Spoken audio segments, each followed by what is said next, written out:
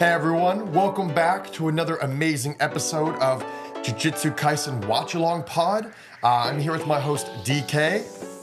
What's up? And I'm here with Kevin Ketcham, aka the NerdyJock. We are right back into it, episode 23, Origin of Blind Obedience, Part 2. We are pumped to do this episode. This is actually a pretty darn good episode. I'm not going to say it's the top tier like the Hanami fight, but it's up there. So if you've been keeping pace with us, or if you haven't been keeping pace with us, make sure to tune in and watch our previous episodes. They're online, available on Spotify, Apple Podcasts, anywhere you can stream it, as well as YouTube where you can watch it and like and subscribe for it as well. So follow us on the socials. Yeah, please do. And of course, YouTube is the premier experience. So if you are listening anywhere else, be sure to listen here too. Yeah, and before we get into it, I know we said we were going to always jump into it. Before we get into it, I do want to say, if you watch the last two episodes about episode 22 and 21, not our favorites. I'm not gonna lie, we were pretty lukewarm on those at best, and I think we were pretty harsh on them, I would say. I would say lukewarm is not even appropriate. I would say Salisbury steak still in the freezer.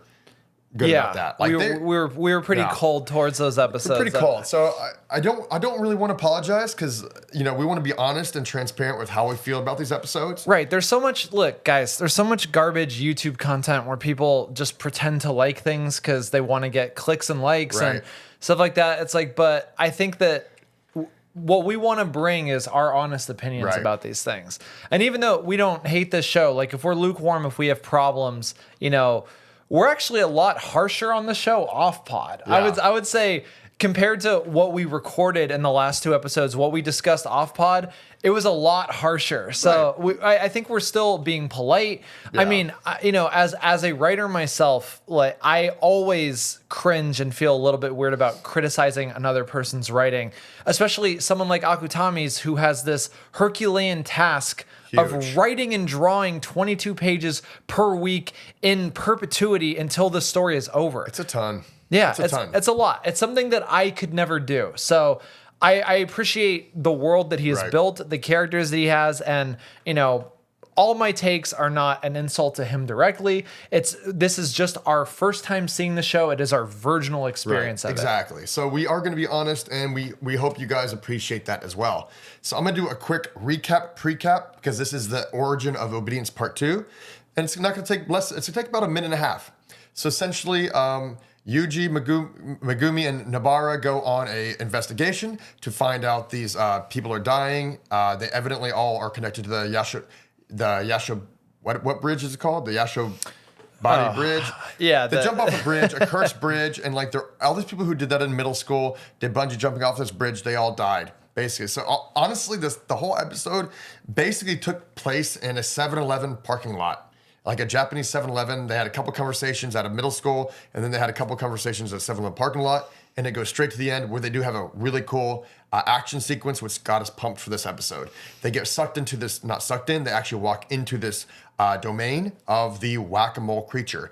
And on a side note, Mojito did use the 3 cursed wombs, and those guys are now live and active. And not just those little wombs. He implanted them in some other human bodies.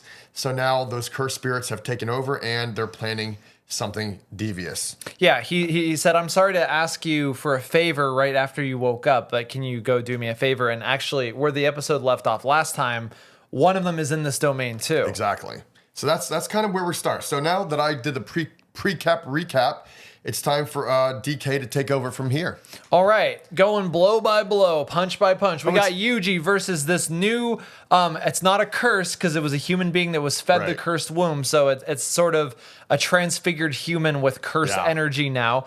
And he's just beating the crap out of it, just punching it over and over again while Megumi and Nobara are playing whack-a-mole with the domain curse. Right, and this one curse looks a lot like Slimer with limbs, right? Yeah, that's actually a really good description. Yeah, Slimer with like a little extra head on top and with limbs. So if you're a Ghostbusters fan like we are, one of my favorite movies of all time, good shout out to Slimer there.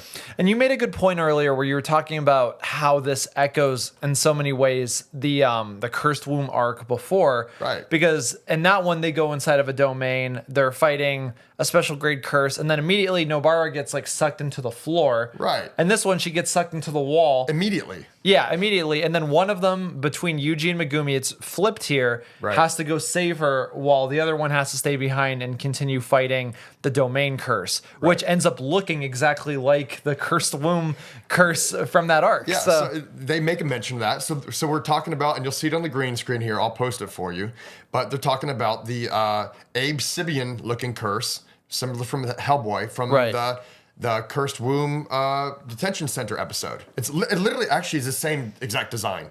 And Megumi says it, he's like, oh, but this one seems a couple grades tougher. And he has a different kind of technique where he makes these really cool, like golden animated slings, I'd say, not slingshots, but slings, and he shoots them like huge bursts of power. Really cool move, I think. Yeah, definitely a big threat. And an interesting story beat here that I really liked was Megumi realizes, like, wait a second, why did the curse of this bridge just start killing all the people that it cursed? Because people were being cursed before, but nobody was dying. But then when he sees this thing, he realizes, oh, it ate Sukuna's finger. That's why it looks like Abe Sibian. Because he mentions June, right? Yeah. He mentions June. June. Like, yeah, so and it's like, oh, wait a minute. So Yuji ate Sukuna's finger in June.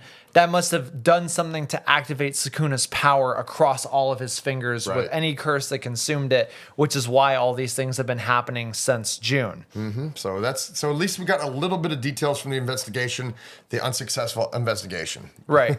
and we're teased with this a little bit before too, because Nobara, she was pulled through by one of the other cursed womb eaters thing. It's like kind of, I would say the Zarbon of the story. Yeah, the Zarbon of the story, yeah, like questionably gay curse guy, but like very like suave debonair and stuff like that. He's a Chippendale model, actually. He looks like a Chippendale. Yeah, totally. He actually has the cuffs, with the cuff links, and he has like the little neck piece. Little choker. Yeah. And it kind of has like a Magic Mike suspenders or something like that. I don't know, but he's definitely a male stripper curse spirit. And he's like not even trying to hurt Nobara. He's just like, we're just here on an errand. Right. And he assumed that she was too.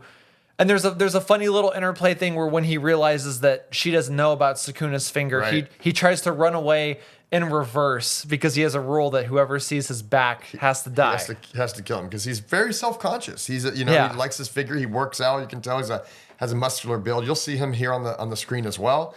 But it's just it's funny because these two characters in one scene, in 1 minute, we already know this curse's personality. Yeah, we're more interested in this character because he's not like, oh, kill, kill, kill. He's like, hey, I don't want to kill you. So like that's a twist from the normal curse spirit you get anyway too. Yes. So literally within the course of 1 3-minute conversation, we're already more connected to these curses than we are to some of our main characters again. No, he has a really defined personality. Yeah, really this defined, guy. Really good character. I didn't get his name. I know that there were 3 names. Kichizu and something here. Hold on, we'll get that. Okay, yeah. So while he's pulling that up, I mean, like he was saying, I mean, just he's been on screen for less than 5 minutes, and it's a really well-defined character. So it's possible. It's possible to do this, simply, just based on. Oh, his name is Esso. Esso is the one who looks. He's the middle brother of Chozo and Kichizu. Chozo is the one we didn't know his name until I looked it up here, but he's the one we'll find out at the end of this episode as a teaser for season 2. And Kichizu is Slimer. Kichizu is Slimer. Okay. So Esso is the male stripper. Esso. Yeah. Yeah. Cool, and a cool character. I'm a fan. He's a cool character, and he tells Nobara, like, don't follow me. If you look at my back, I have to kill you. And then immediately Yuji is behind him. With Kichizu, they go through there's this black portal hole, and they fall through and like, ew, and they make a comment on it. Right. It's actually a really cool moment, right? Yeah. Because Kichizu's like, oh God, sorry, brother. I know I'm not supposed to look at your back. Yeah. He's like, forgive me. And then Yuji's like, oh my God, it's disgusting kind of thing. Yeah. Like it's a really funny moment, but I gotta say, like, from the moment that Esso and Kichizu show up, this is something that I've been kind of waiting for a while in Jujutsu Kaisen, where everything that happens between them, Nobara and Yuji, establishes that they are a credible threat. Right. Like, I mean, Yuji has to book it from his attack, the Death by Wasp, where blood just shoots out of his back. Because we should have mentioned that Kichizu also did a blood attack earlier. And he does work in poisons, which is like his specialty. That's why it's called Death by Wasp, or like a wasp attack. And it looks like wings. So, if that touches you, you're going to be poisoned, or it's going to, decay your skin, basically. Yeah, it reminds me of how the wasp guy died in Ninja Scroll, too, where he's underwater and the wasps are just kind of ripping out of him because he's got a hive in his back and stuff like that. It was like that, but like these guys seem like an actual threat. I mean, like Yuji grabs Nobara and they're just booking it, trying to get away. Okay, booking it. This is actually important. Sorry to interrupt. No, go ahead. But this is actually a very important character moment about the booking it. Right. Because this is one of those times, and every now and then there'll be a faint signal of something to come, or showing future significance. When Yuji starts running, we've never seen him run this fast. We've seen him run fast before, right? But now he's like beyond super speed fast. He's like, wow. Both Esso and Kichizu both make comments like, this dude is insanely fast. Right. Like, I've never seen anyone run this fast. And then it shows him visually just going basically like a roadrunner. And it's an insane run cycle too. I mean, this is where the animation in Mappa like turns back on. Round of applause. We're gonna play it for you. Round of applause. Yeah, Mappa's animation here is just like right back to where it was. Like, it was great. Like, this run cycle is crazy. The stakes of it feel great, and it's a great but therefore as well, because he's running faster than we've ever seen him, as you've seen from this attack. And then he's like, oh, good, I'm out of range. But nope, Kichizu is right there. Yeah, so it's just a great start so far. It's action-packed, and this is one they're building up for. Maybe the last 2 episodes that we weren't so hyped on are just kind of fillers to get us ready for this one, because this one is a fun episode. It was great. It was, I don't have a ton of complaints about this episode, other than what I've said in the past about the way the story is kind of going up and down anyway. This episode is really good, and we've got not just one great fight, but we've got 2 great fights happening concurrently, because as we mentioned before, Megumi is fighting Whack-a-moles. But we're treated to this little flashback where actually after the Kyoto exchange event, he trained with Gojo a little bit. Right. This is a really cool moment too. Do you want to go? You can go. I'll let you talk about this one. Yeah, so he was training with Gojo, and as Kevin quipped in a previous episode, baseball. Yeah, the entire point of the baseball episode was maybe just to have him sacrifice Bun. Yes. Yeah. The entire point of the baseball episode, which we said earlier, was that Gojo does this. If you're watching on YouTube, he turns, he gives a look for Megumi like, oh, I get it now. Because basically Gojo's beating up Megumi and they're training. He's like, hey, why'd you want me to train you? He's like, you got to give it your all. Basically, he notices the fact that he mentions the baseball and says, look, and this is actually a pretty cool point, interesting point they're making for Jujutsu sorcerers. He says, baseball is a team sport, but Jujutsu sorcery is a solitary sport. Right. He's like, so you're never gonna reach your true potential because Yuji's already surpassed you. I know you want to catch up to Yuji, but Yuji's gonna try to always go out there and hit a home run every time he gets up to bat. Right. He's like, you are willing to do a sacrifice to help the team succeed. But as a Jujutsu sorcerer, you have to be willing to go past your limits, unleash whatever you have to get that home run, or you're not going to ever get to that next level. He says that maybe you feel comfortable over the fact that you could sacrifice your life in a pinch. You have a trump card where you sacrifice your life. Maybe that's his only other technique aside from his Shikigami. Right. So, I mean, it's a pretty interesting conversation. Yeah. I mean, love Gojo. Gojo's fantastic. I mean, so this little backstory propels Megumi to unleash the Chimera Shadow Garden. Right, and so this is right after, so the Curse Spirit, we didn't mention that at this point. The Curse Spirit drops out of the ceiling because they destroy all the Whack-a-moles using his Wolf Shikigami. They do a sneak attack and destroy it. And then Curse Spirit drops down. Do we see the Curse Spirit is actually, of course, the same exact Curse Spirit from the earlier episode during the Cursed Womb arc. But he just knocks him the hell out. Megumi has multiple concussions. He's bleeding profusely from his head. You can see blood splatter all over the back rocks. And then it's kind of like a do or die moment for Megumi. Similar to how Mojito, when he first did his domain, he knew he had to pull out the stops or it was going to end. Yeah, and he does pull out the stops. He busts out this new technique, which I have mixed feelings about because it doesn't really seem like this technique was clear what it does. Like, it kind of created a shadow landscape on the feet that maybe was providing a distraction so that Megumi and his Shikigami could hit the spirit. Yeah, it was called, what's the name of the technique again? It was called the Chimera Shadow Garden. Yeah. Chimera Shadow Garden Unleashed. And one cool thing here, because, last two episodes, we gave Megumi a lot of shit, guys. Not going to lie. We were not exactly the most positive. Yeah. But, Megumi's kind of going crazy here. He looks like, Sukuna is inside him. He kind of goes nuts. You can see his eyes go wide and crazy. And you say, oh, man, finally, Megumi shows me some kind of variance of character. Yeah, some kind he of snaps. interesting moment. He snaps. He's just going wild right here. And he says, hell, I'm just going to unleash my whole abilities. He's like, I might not be able to do it right or do it well, but fuck it. He's like, oh. He's like, screw it. He's like, I got to live, or I try to live, and I've got to give my all to do it. And then explain this domain to us, DK. From what I can see, it's just kind of like this soupy, shadowy ground thing that like a swamp, where things just kind of pop up. I don't know if it's trapping the curse's feet. I forget if that was a component of it. Again, it wasn't really that clear to me. I don't know if I can offer an explanation that would satisfactorily explain what it was. It was, but it was OP as hell. I mean, it definitely, we've already established that this curse is stronger than the one from the Cursed Womb arc. Right. And Megumi is just, giving him the hands, just beating him by himself. And, and then he eventually wins. He gets Sukuna's finger, and that's the fight. I mean, so he busts out this technique, and this technique is able to help him overcome this cursed spirit. But I think, the technique aside, it was an interesting point to kind of try to force Megumi's growth a little bit, where it's like, okay, well, where he's going to battle differently than he has before. He's going to bust something new out. Exactly. Yeah. And you know what I say to that? About damn time, guys. Yeah. This show, we've been waiting for the whole season to get it.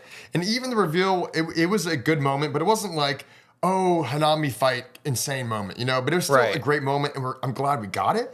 But let's just take a quick tangent here and talk about domains. Now, I think this domain is kind of weak. I'm not gonna lie. I think it was. I think it's like Miwa's, where it's like like an incomplete partial domain or something. Yeah. She had like a little partial. He has a partial, but like if like you only get one domain, right? Or can you make different kinds of domains, or basically have one per soul? I don't know. All right. Well, I don't know how it works. It's kind of it's kind of Calvin Ball-y. Like there's no magic system in the show, for lack of a better term. I'm just using Brandon Sanderson terminology. There's no consistent magic system here. Like in Naruto, everybody has different techniques, but they're all based on chakra. Right. And there is kind of a simple explanation for how the chakra creates these techniques. And there are certain other kinds of techniques. There are eye techniques. There are element-based techniques. Right. Et cetera, et cetera. But it's like, this show is just kind of like, whatever. Yeah. Yeah. But I'll tell you this, man. After seeing, Sukuna's domain, I don't think his domain is so important as just the fact that he's extraordinarily strong. Yeah. And I think you just see, Gojo's domain, and that's the coolest domain I've ever seen. And after seeing those guys, and then you see even Mojito's domain, which is deathly scary, because if that finger touches you 3 times, you're done. Right. And then you see, the little Shikigami, shadow Shikigami's are gonna massage my legs. It's like, I don't feel very threatened, or like, maybe they hold him back so he can do punches, but like, I think his domain is weak sauce, yo. I think we'll agree that the technique sucked, but the character growth thing was interesting. Oh, that was huge. That was, that was the biggest thing we've had for him all season. And it's unfortunate that it took this long to give him something like that. Yeah, definitely. And then we're treated we're treated to a flashback. You've alluded to it in the past couple of episodes, where Megumi is from the Zenin clan, and so was his father.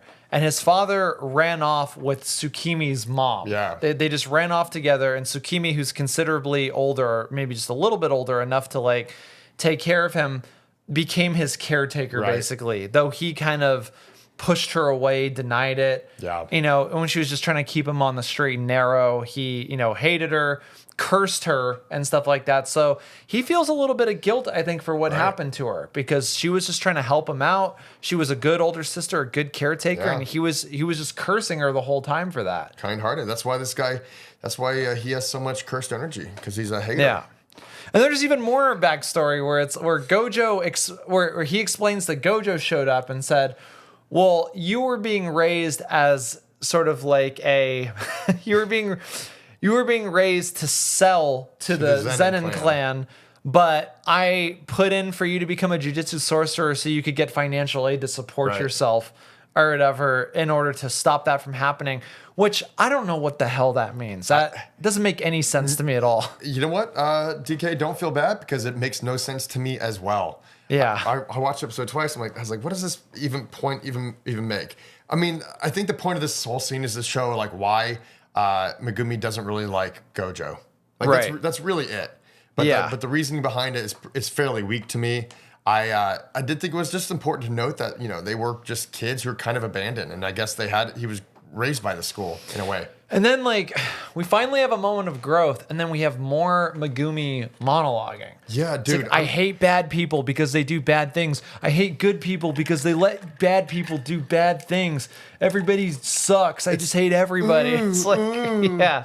Emo this, emo that. I'm like, bro, this is the same monologue you've done the whole season. I mean, there's one twist on this monologue that's different than all the rest, but basically it's what DK said, except that he actually does have a quick realization that, like, hey, you know, I'm a kind of a hypocrite here because I protect people because I want to protect them, and why he does what he does is he's like, wow, he's like his stepsister basically did the same thing for him, and he didn't realize that at the time. Yeah, that was really it. In that regard, as far as that moment. I mean, he beats up a mountain of bullies. So it's like, okay, so he beats up a mountain of bullies. Sakimi throws strawberry milk at him. Great choice. Yeah. Oh, strawberry milk's great. Yeah, you don't forget that moment. It's like, it's like I couldn't give you the details of his monologue, but you're like, oh, strawberry milk. I don't remember the last time I had strawberry milk, but it was delicious. It's a very underrated milk. I think it's underrated. Nesquik strawberry. All day, yo. And they make the protein version now. Like there's a donut shop down the street. I know you're like what's her face? Is it Maki? Yeah. Can't tolerate protein powder. Yeah, there's a donut shop down the street that I go to on cheat days. Nice. And they've got strawberry Nesquik there, and it's just a nice little drink. It's 20 grams of protein. They're a sponsor of this podcast. Thank you so much. Yes. This podcast is brought to you by Strawberry Nesquik. No, if you are watching, anyone who's watching and wants to be a sponsor, we are offering that. Yeah, we are. Yeah, we will plug Nesquik all damn day on this podcast. No. Yeah, I don't drink it live. No. So after all of that, this episode concludes with Esso busting out his ultimate technique, which is maximum wing king. Like it's a rot technique, which we find out more about in the next episode. Yeah. So.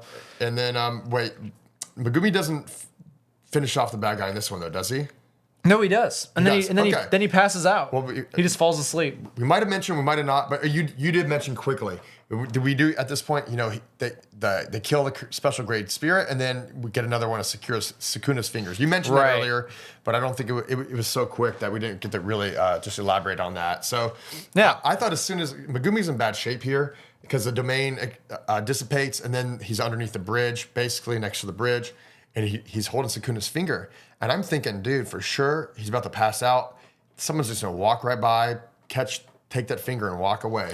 Well, it's also dangerous, too, because it's attracting curses. Yeah. And if he's asleep and he's bleeding from his head. Profusely. I mean, the one thing I'll say about Megumi is that he's gotten his ass whooped more than any other character in this show. Yeah, he got beat up. He gets beat up and put in the hospital more than any other character, which is ironic because Yuji opted to become a sorcerer rather than just waiting in his dorm all day to prevent Megumi from constantly getting beat up. Right. And if you guys go back and watch our earlier episodes of this podcast, the JJK watch along, Jujutsu podcast. I talk crap about Todo early on about him beating up Megumi, but I think Megumi actually deserved that. Todo is just he has a great foresight, and he's like, you know what, this guy just needs an ass whooping because until he gets out of his little funk and becomes a man, he's never going to make a domain. And you know, Todo only bullies people to push them to their highest potential. Well, he also ended up being really prophetic too, because he beat him up because the way that he measures whether somebody is boring or not is in their taste in women. Yeah. And Megumi gives a boring answer. He's boring. And Todo starts crying. He's like, I knew it. You're boring. Yeah. And it's like, Megumi is boring. Yeah. Fushiguro Megumi you're a boring character. Boring, Yeah, but you had a little bit of a cool moment in this episode. This is a great. We got to give you your flowers. This is this is your episode. You know, we finally got it. I don't think it needed to take 22, 23 episodes to get here. Right. But like, okay. Eventually, we're just gonna be lulled into liking him because I'm just like, okay, like it's always just gonna reset with him and him and the gang just walking around. He's gonna be like cold and whatever, and everybody else is going to be histrionic and crazy, and he's going to be kind of the straight man who's annoyed by everybody, and we're going to be like, oh, that's just how he is. That's just the way the world is. And if you're somebody who's watching this who has seen the show before and has rewatched it, you can let us know, did you also hate Megumi in the beginning, but now you've just grown with him because you've spent so much time with him? You're like, you know what, this is just how he is. He's just that boring cold dude, so whatever. Let us know in the comments. Don't spoil it for us, but let us know.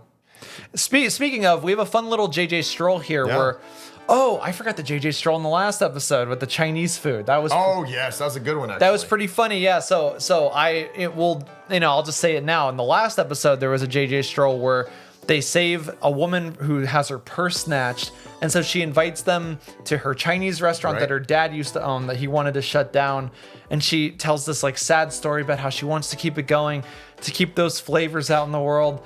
And Yuji and Nobara are being like overly polite about it. And then Megumi is kind of being like us on this pod about him, where he's like, hey, how do you guys feel about, meatless, just filler-filled like gyoza and stuff? Like, and they're like, right? And he's like, I knew it was off. You can't have vegetable gyoza. Like, what's the point? Yeah. That was a great Stroll. That was a great button. And this one, too, it's similar where Yuji shows up and he's like, Megumi's being hit on. And I don't know why the hell they do this. They all like rush to pretend like they're in a relationship with Megumi. Gojo is like, he's like, I'll do my best. And he does his like blue steel. Yeah. Kind of like, hey, buddy. He's like, all of you are home wreckers. Megumi has a violin lesson with me right now. And he's like an unbuttoned button-up shirt. And stuff. It's just a really, really silly thing for Megumi was just giving some lady directions to a train station or something like that. So, and he was frustrated as usual by them. But anyways, we're picking up steam. Yeah. This is getting better and better. This was a great episode. I mean, I would say this is a B+. The animation was pretty darn cool. I think it could, like in the Whack-A-Mole Center, there could have been a couple more different angles on the Shadow Chimera Garden, that Chimera Shadow Garden technique. That domain could have been a little more interesting, a little cool, but like overall, a fantastic episode. I'd say a B+, not quite an A, but a high B. Yeah, I would agree. Yeah, 88. Cool. All right. Everybody, we have one more episode left of our Jujutsu Kaisen Season 1 One more left. watch-along podcast. You can find that here at NerdyJock Media. You can find it on YouTube if you're watching this anywhere else. YouTube is the premier way to consume this podcast. Right. And we'll be doing that, and then we'll be talking about what we do next. We might be moving on to Jujutsu Kaisen 0. Yeah. We might be doing something else. Who knows? We're not sure yet. But either way, we'll see you next time for the last episode of Season 1 of Jujutsu Kaisen Watch-Along Pod. Like and subscribe. Oh, yeah. All right. Boom. Butter smooth. That was a great one. That was good.